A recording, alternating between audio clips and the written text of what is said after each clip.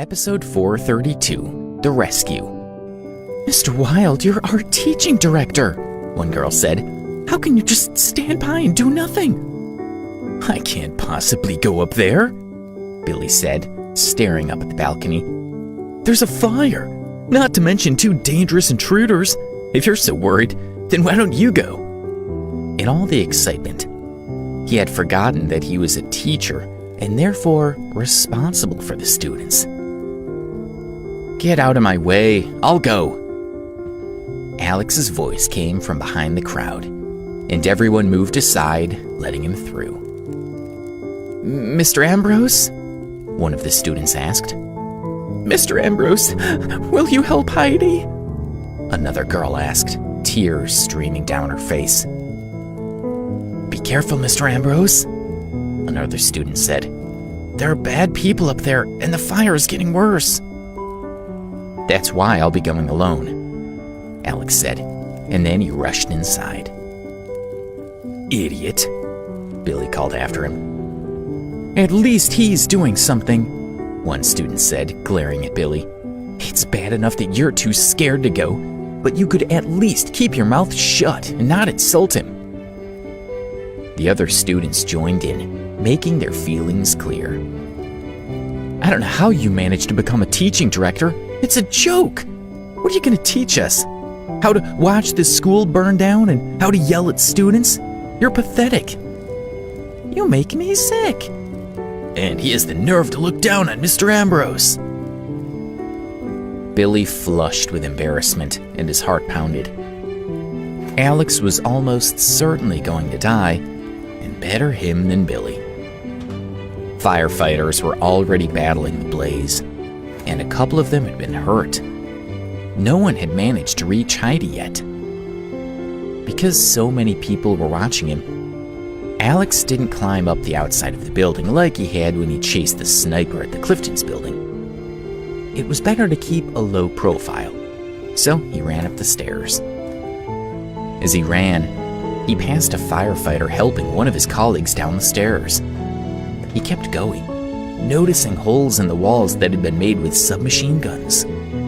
The intruders were extremely well armed. Alex was glad he had chosen not to scale the wall. If the attackers had spotted him, then he would have been completely exposed, and they weren't likely to miss with submachine guns. James and Amy were growing anxious because they knew they were running out of time. But it seemed that Heidi would rather risk falling to her death than being captured. They had been told to take Heidi alive, so they had to be careful. If they rushed to the balcony and Heidi fell, then they would have failed, and that was unacceptable. As they tried to decide what to do, Alex arrived. Amy and James were much better trained than the Blood Brothers gang, and even though Alex remained quiet, Amy heard him coming. Amy gestured to James, who dropped to the ground, lifted his gun, and took a shot at Alex. The bullet whizzed by Alex's head, narrowly missing him, and Alex ran faster. If James had remained upright, he would probably have hit Alex. His shooting skills were better than average. Light glinted off a dagger, warning Alex at the last moment and allowing him to dodge the strike. He reached out, hitting Amy's arm and causing her to drop the dagger, sending it clattering to the floor. Amy and James were surprised to have run into such strong resistance. Alex knew he would have to fight hard to defeat this couple. They seemed just as skilled as the martial arts experts he had defeated before, and this time he was having to fight 2 of them at once. This wasn't going to be easy. Another gunshot rang out, but Alex held up his knife, and the bullet hit it and ricocheted, hitting James. As James fell, his finger tightened on the trigger, spraying bullets around the room, some of them in Alex's direction. "What are you doing?" Amy yelled. When she saw what had happened, she fired her gun at Alex, but he was nowhere to be seen. "Come out and face me!" she screamed.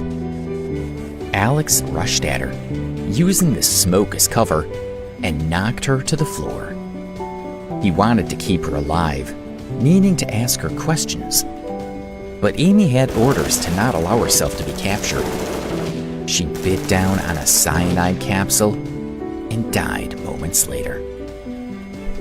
Alex dismissed her and concentrated on saving Heidi. He tore down a curtain and lowered it over the edge of the balcony. Heidi grabbed it and held on tight, allowing Alex to pull her to safety. The students below cheered and applauded, some of them in tears. Heidi threw herself into Alex's arms, shaking and crying. "Mr. Ambrose, I thought I'd never see you again," she said, sniffling. Alex frowned, but he didn't push Heidi away. He could tell she was seriously frightened and looking for comfort. "You're okay now," he murmured. "But I need you to stay calm." Heidi pulled back a little, and then she realized she was only wearing pajamas. She blushed and quickly let go of him.